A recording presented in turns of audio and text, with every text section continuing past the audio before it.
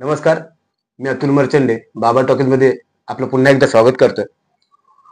नितेश पवार यांच्या संकल्पनेतून तयार होणारा हा उपक्रम म्हणजेच सिनेमाचा हिरो, म्हणजे सिनेमाच्या मागचे हिरो. तर आज आपण एका आणखी व्यक्तीला भेटणार आहोत जे आहेत ड्रेस दादा. त्यांची काहीतरी एक वेगळी खासियत आहे. शशी दादा आहेत आपल्या समोर. शशी दादा, आपलं बाबा टॉकीज मध्ये सहर्ष स्वागत. ओके. शशी दादा, आपलं पहिलं तर पूर्ण नाव सांगा. माझं नाव शशिकांत ढवण.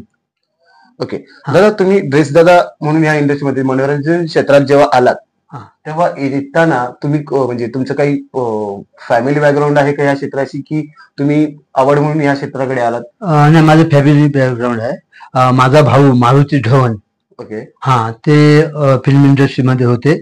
मग त्यांनीच मला ड्रेसमॅन बनवला. ते पण ड्रेसमॅन होते आणि ते पगडी मास्टर होते. ओके, म्हणजे तुम्ही ते करतात म्हणून ते या क्षेत्रात आलात, की तुमची आवड म्हणून तुम्ही या क्षेत्राकडे वळालात? आवड म्हणून नाही, मी एका ह्याच्या गारमेंट मध्ये होतो.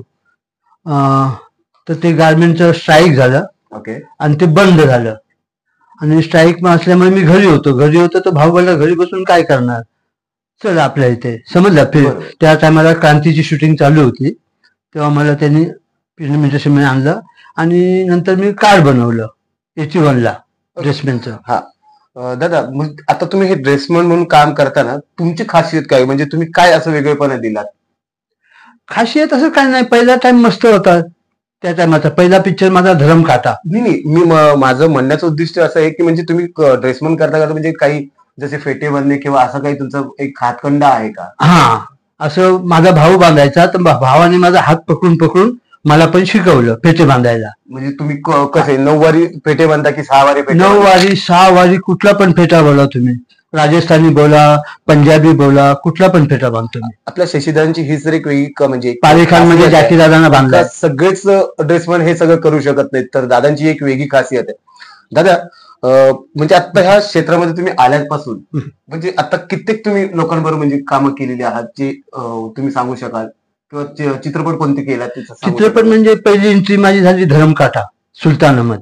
ओके. फिल्मिस्तानला ते राजेश खन्ना, जितेंद्र आणि आपलं राजकुमारजी होते. ओके. हो. आणि तिथे एक गाणं चालू होतं. 3 डबे लावलेले फिल्मिस्तानला ट्रेनचे.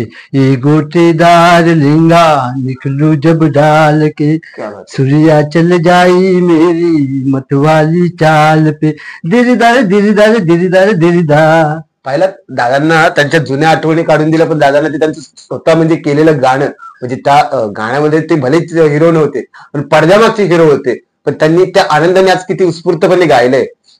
दादा, थँक्यू. तुम्ही तुमची जुनी आठवणी ऐकवलं आम्हाला.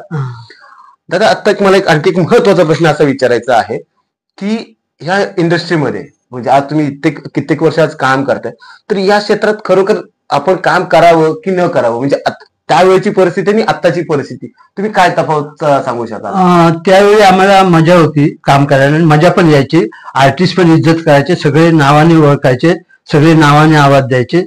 पण आता मतलब नाही, आता एकदम कंटाळा आला इंडस्ट्रीचा. म्हणजे काय सांगतो, कारण काय त्याचं खरं कारण हे आहे की आता डिझायनर लोक आले आहेत आमच्या इथे. त्या काय बोलतात की आम्हाला यंग पोरं पाहिजे, पळणारी वगैरे, हे ते असं. त्यांना काम येऊ दे नाही तर नको येऊ दे, पण त्यांना यंग पोरं पाहिजे. आता आमच्या सारख्यांना बोललं तर डिझायनर बोलतो, अरे वो दादा कुछ तो बुलाया, वो तो बुड्ढे है, बुड्ढे लोक मत बुलाना. समजलं ना. त्याच्यामुळे आता आमच्या कामावरती भरपूर फरक पडलाय. म्हणजे तुम्हाला असं म्हणायचं का येणाऱ्या तरुण पिढीची मेंटॅलिटी चेंज झालेली आहे की वयस्कर व्यक्ती काम करू शकत नाही इंडस्ट्रीमध्ये, असं म्हणायचं? वयस्कर व्यक्ती काम करतो, मस्त काम करेल, फक्त तो एवढंच की भागू पळू नाही शकत, थोडंफार पळू शकतो, पण ते म्हणजे एकंदरीत तो स्पीडी काम नाही करू शकत, पण तो काम उत्तम करू शकतो. उत्तम 1 नंबर. थँक्यू दादा. आणखी एक आताच्या ड्रेसमॅनला तुम्ही इस्त्री मारायला सांगा आणि आम्ही जी इस्त्री मारू ती फक्त बघा तुम्ही. ओके. म्हणजे खासियत आहे की तुमच्या इस्त्री मारण्याचं आणि आताच्या तरुण पिढीमध्ये एक वेगळेपणा आहे. म्हणजे आता जी टेक्नॉलॉजी जी आहे त्या टेक्नॉलॉजीच्या जोरावरती आजची तरुण पिढी काम करते असं म्हणायचं. दादा, आणखी एक सगळ्यात महत्वाचा प्रश्न म्हणजे आत्ताची जी येणारी तरुण पिढी आहे, म्हणजे मनोरंजन क्षेत्राकडे वळणारी पिढी आहे, तुम्ही त्यांना काय मेसेज द्याल की त्यांनी का म्हणजे या क्षेत्रात यावं आणि का येऊ नये? आता बघा काय झालं, काम कमी झालंय आणि मेंबर भरपूर झाले, त्याच्यामुळे काम नाही. त्याच्यामुळे आता पुढच्या पिढीला तर लय भारी आहे. आता आम्ही आता काही एवढी वर्ष ढकलले केलं कसं कसं, पण आता पुढच्या पिढीला तर लय त्रास आहे. कारण जो भाड्याने राहतो, ज्याची मुलं शाळेत जातात, एक तर काम नाही, तो कसं करणार, काय करणार, भाडं भरेल का मुलांची फीस भरेल, काय करेल, असं आहे. मग तुमचं म्हणणं असं आहे का की येणारी तरुण पिढी या क्षेत्राकडे येऊ नये? येऊ नये, 100%.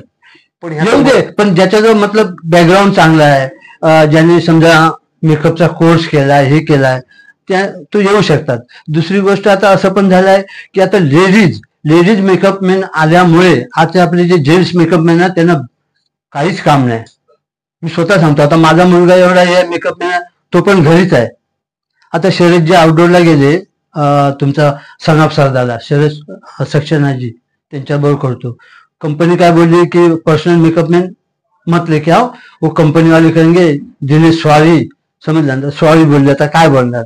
आता युनियन बद्दल काय सांगा सध्या?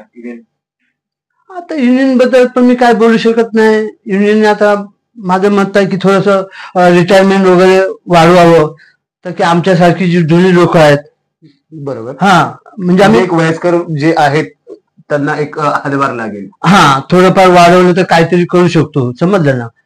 आता समजा 1,00,000 1,15,00,000 काय होत आहे मला सांगा तुम्ही.